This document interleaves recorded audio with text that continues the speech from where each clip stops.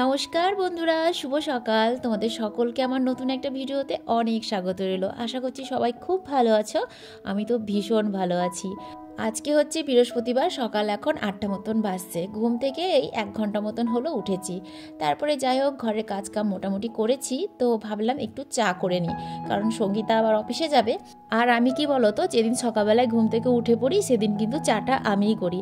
তো চা করে দুই বোনে খাই, তারপরে ও অফিসে চলে যায় আর আমি বাড়ির কাজ করি। তো আজকে সকালবেলাতে রান্নাঘরে গিয়ে দেখি রান্নাঘরে অল্প একটু দুধ রাখা আছে। অন্যদিন কিন্তু থাকে না, পুষিটা খেয়ে নেয়। তো কালকে ও খাওয়ার পরেও দেখছি কিছুটা ছিল, তো ভাবলাম দুধ চাই করে ফেলি। এইদিকে কাণ্ড দেখো, করতে গেলাম 2 কাপ চা আর হয়ে গেল 1 কাপ চা। আর বাড়িতে আছি আমরা এখন 2টো মানুষ, তো কি করব, 1 কাপ চাকেই 2 কাপ করে নিলাম, মানে হাফ কাপ করে 2 কাপ করে নিলাম। সকালবেলাতে আজকে হাফ কাপ করেই চা খেলাম দুই বোনে। তারপরে যাই হোক কাজ কাম করে এই যে এখন 2টো ভাত বসিয়ে দিলাম, কারণ ছেলে আবার স্কুলে যাবে। তো আজকে একেবারেই ভাত করে নিচ্ছি, সকালকার আর দুপুরকার। আমি তো প্রতিদিন সকালকার আর দুপুরকার একবারেই ভাত করে নিই, তারপরে রাতের বেলাতে আবার হয়। তো ভাতটা করলাম, আর এইদিকে হচ্ছে ছেলের জন্য একটু ম্যাগি বসাচ্ছি, কারণ টিফিন দিতে হবে। তো সেই কারণেই অল্প একটু করে ম্যাগি করে দেবো। তো ম্যাগিটা এই যে প্রথমে জলে একটু সেদ্ধ করে নিব। এইদিকে ম্যাগিটা সেদ্ধ হতে হতে চলো ওইদিকে ম্যাগির সবজিগুলো সব কেটে নিই। বেশি কিছু কাটবো না, একটু গাজর আর একটু আলু কাটবো। তার কারণ কি বলো তো, আজকে আলু আর গাজর ছাড়া না কোনো সবজি নেই, বিনস নেই, ক্যাপসিকাম নেই। তো একটা আলু আর একটা গাজরকে কুচি কুচি করে কেটে নিয়েছি। হ্যাঁ, তারপর একটু সাদা তেল দিয়ে একটু লবণ দিয়ে না আলুটাকে আর গাজরটাকে হালকা আঁচে ভেজে নিব। এইদিকে দেখো গাজর আর আলুটা কিন্তু বেশ সুন্দর করে ভাজা হয়ে গেছে। আসলে গ্যাসটা কমিয়ে ভাজলাম তো, আর গ্যাস কমিয়ে ভাজলে দেখবা ভাজার সাথে সাথে কিন্তু জিনিসটা সেদ্ধ হয়ে যায়। তো সেদ্ধ হয়ে গেছে দেখে আবার ম্যাগিগুলো দিয়ে দিলাম। তো ম্যাগিটা না আজকে আমার গলেই গিয়েছে। হ্যাঁ, যাকগে কোনো অসুবিধা নেই। তো ম্যাগিটা দিলাম, তার সঙ্গে কিন্তু মশলাটা দিয়ে এখন নেড়েচেড়ে নিব। তো আমি ডিম কেন দিলাম না বলো তো, কারণ আমাদের ছেলেদের স্কুলে না মানে ডিম টিম নিয়ে যাওয়া বারণ, কারণ ওটা শ্রীরামকৃষ্ণ সারদা মায়ের নাম করে স্কুলটা ধরো মানে প্রতিষ্ঠিত হয়েছে। তো সেই কারণে ওখানে কিন্তু ডিম মাছ পেঁয়াজের জিনিস কিন্তু নিয়ে যাওয়া যায় না। আদেও নিয়ে যাওয়া যায় কিনা জানি না, তবে অনেককেই দেখি কিন্তু নিয়ে যায় না। তো সেই কারণে ধরো আমিও পাঠাই না, যেহেতু ঠাকুরের নাম করে স্কুলটা মানে হয়েছে। তবে স্কুলটা জানো তো খুবই ভালো, পড়াশোনা খুব সুন্দর হয়। তো ম্যাগিটা নামিয়ে দিয়ে ভাবলাম ছুটিগুলো কেটে জলে ভিজিয়ে রাখি, তাহলে কি বলতো চোকা ছাড়ানোটা ভালো হবে। তো সেই কারণে এটাকে কেটে এখন জলে ভিজিয়ে রাখছি। এইদিকে ম্যাগিটাকে আমি হালকা ঢেকে রেখেছিলাম, কারণ ভাপটা বেরোনোর আবার ব্যাপার ছিল। তো এখন দেখলাম বেশ ভাপটা বেরিয়ে ঠান্ডা হয়ে গেছে।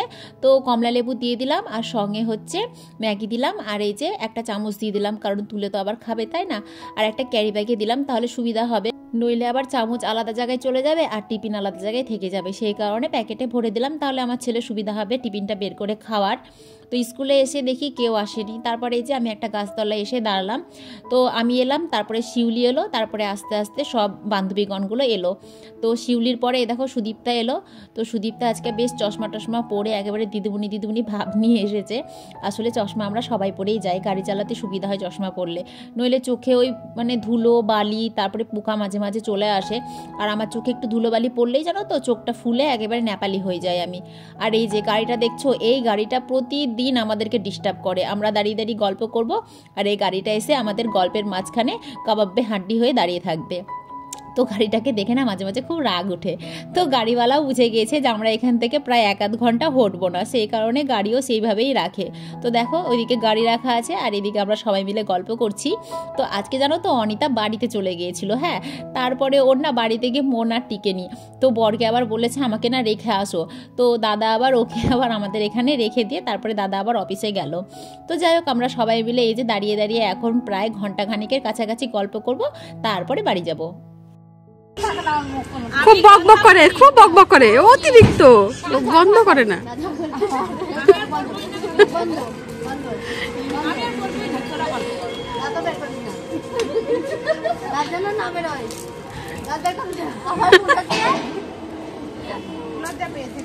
আহারে हमारा খিদা লাগতা है, খিদে লেগেছিল বলে মাথা খারাপ হয়ে গেছিল। বলছে हमारा খিদা लगता है इसलिए हम बक बक करता है।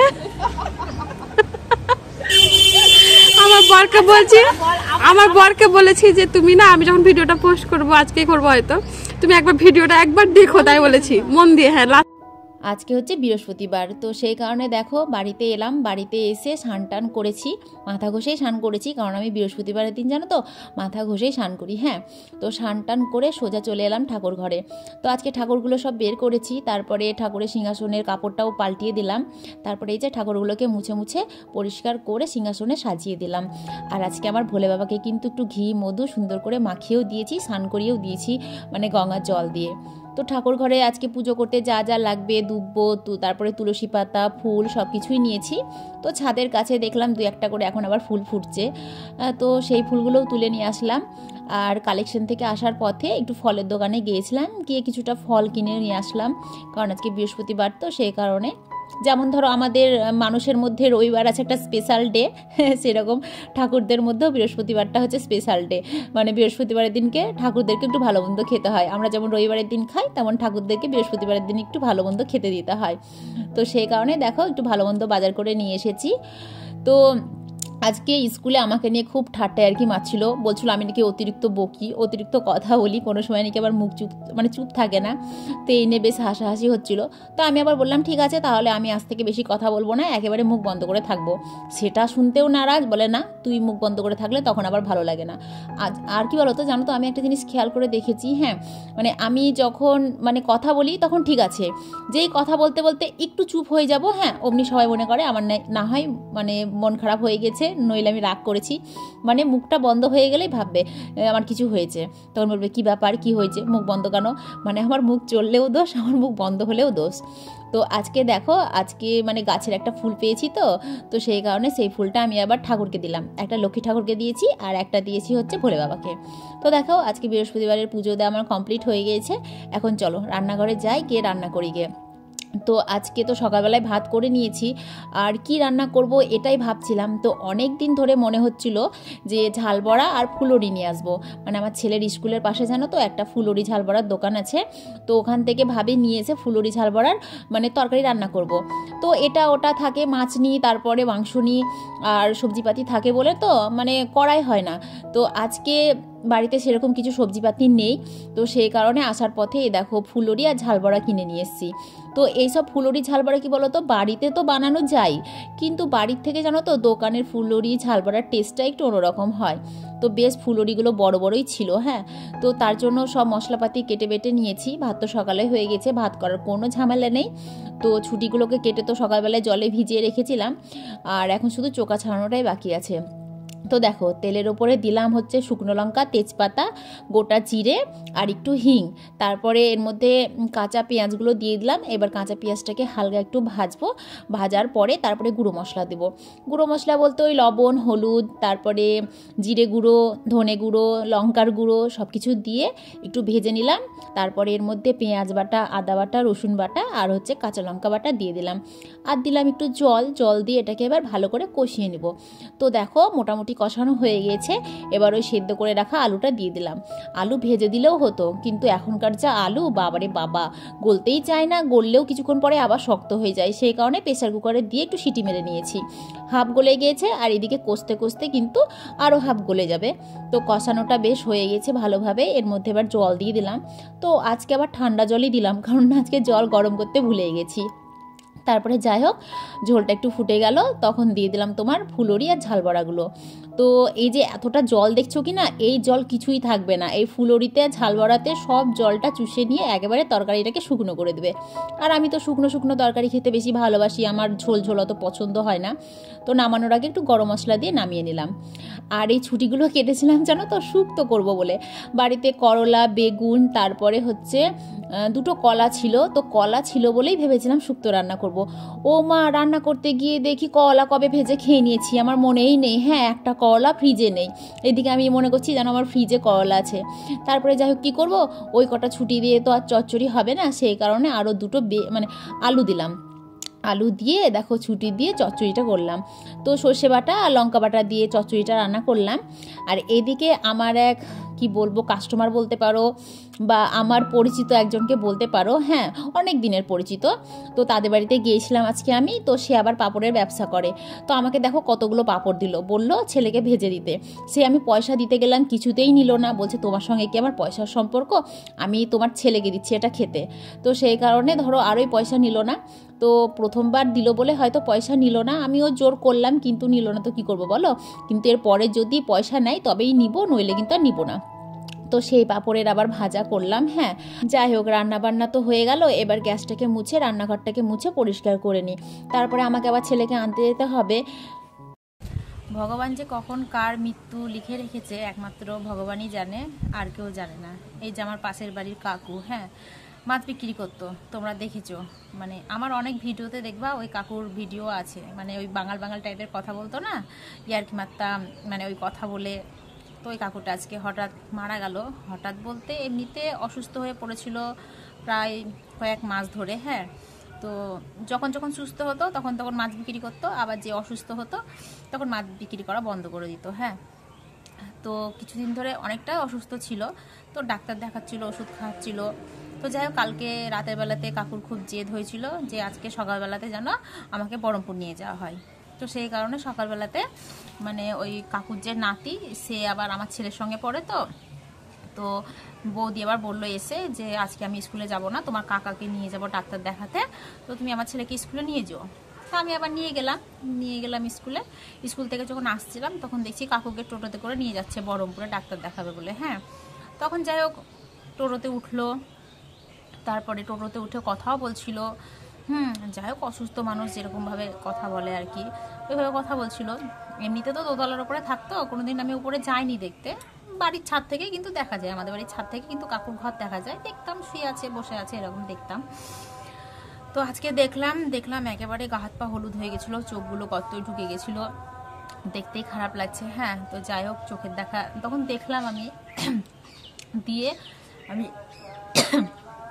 রান্নাবান্না করছিলাম, হঠাৎ শুনছি নাকি কাকু মারা গেছে, মানে বহরমপুর নিয়ে যাচ্ছিল আর হচ্ছে লালবাগ নিয়ে যেতে যেতেই মারা গেছে। মানে শরীর এতই খারাপ ছিল যে ওই টোটোর ঝিকানি মানে সহ্য করতে পারেনি। হ্যাঁ ফুসফুস নষ্ট হয়ে গেছিলো, মানে অনেকদিন আগে টিবি হয়েছিল, তো টিবির ওষুধ টষুধ খেয়ে যাই হোক সুস্থ হয়েছিল, তারপরে কি থেকে কি হয়েছে ভগবান সে জানে, তো ফুসফুস নষ্ট হয়ে গেছিলো দিয়ে মারা গিয়েছে। শুনে তো খুব খারাপ লাগছিল।